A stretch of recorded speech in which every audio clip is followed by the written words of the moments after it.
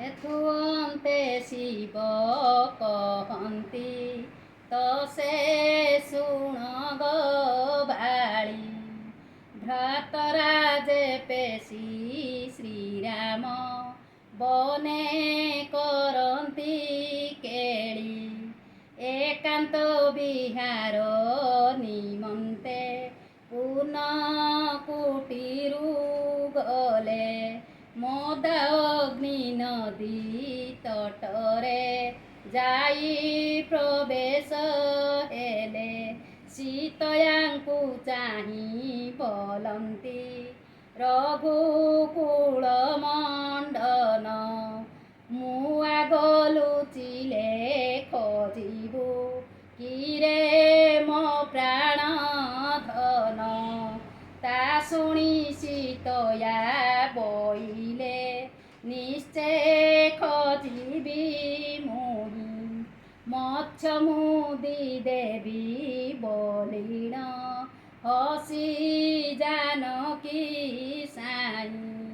ଶୁଣି ବୈଦେହୀ ହସିଲେ ନେତ୍ରେ ଦେଇ ଶ୍ରୀକର।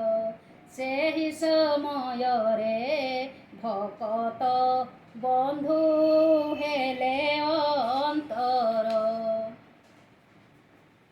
ତ ମାଳ ମାଳତୀ ଲତାରେ ଯାଇ ଗୁପତ ହେଲେ। ଅନାଇ ଜାନକୀ ମୁଖକୁ ନିଶବଦେ ରହିଲେ।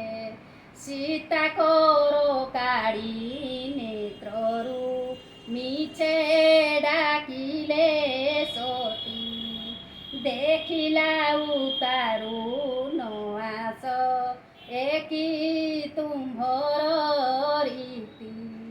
ଛନ୍ଦ ବୋଲି ରାମ ନ ଜାଣି ହସି ହସି ଆସିଲେ। ଚିହ୍ନା ପଡ଼ିଗଲି ବୋଲିଣ ସୀତା ସ୍ୱନିଧେ ହେଲେ। ପ୍ରିୟାର ବଚନେ ଶ୍ରୀରାମ ଅତି ଆନନ୍ଦ ହୋଇ। ବୋଇଲେ ଦେଖିଲେ କି ଦେବୁ ଯାଅ ମୋ ଆଗେ କହି। ପଦ୍ମହାର ଦେବି ବୋଲିଣ ମନ୍ଦ ମନ୍ଦରେ ଗଲେ। ମାଧବୀ ନିଆଳି ଛାଇରେ ତୁନି ହୋଇ ରହିଲେ। ନେତ୍ର ଫେଡ଼ି ରଘୁ ନନ୍ଦନ ଆଗ ପଛକୁ ଚାହିଁ। ତ ମାଳ ମାଳତୀ ଲତାରେ ବେଗେ ଖୋଜିଲେ ଯାଇ।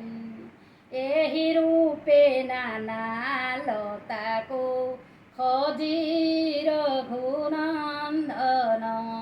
ନ ଦେଖିବି କୋଳେ ଡାକନ୍ତି ଆସ ମୋ ପ୍ରାଣ ଧନ। ଆଉ କାହିଁ ପାଇଁ ଲୁଚିଛୁ ଏବେ ହାରିଲି ମୁଇଁ। କ୍ଷଣେ ଯେବେ ମଠ କରିବୁ ମତେ ଦେଖିବୁ ନାହିଁ। ଆସରେ ଅରୁଣ ଅଧରି ଥରେ ଦେଖାଅ ମୁହଁ। ସୁତନୁ ତ ବିନୁ ମତନୁ ক্ষীণ ହେଲାଟି ଦେଖ। କାନ୍ତର କାତର ଦେଖିଣ ସୀତା ସୁଚନ୍ଦ୍ରମୁଖୀ। ପଛ ଆଡ଼ୁ ଧୀରେ ଆସିଣ ବୁଜି ଧଇଲେ ଆଖି। କରେ କର ଭିଡ଼ି ଶ୍ରୀରାମ ତାଙ୍କୁ ଚାହିଁ ହସିଲେ। ଭଣଇ ବିକ୍ରମ ହେଲା ଯେ ବୋଲି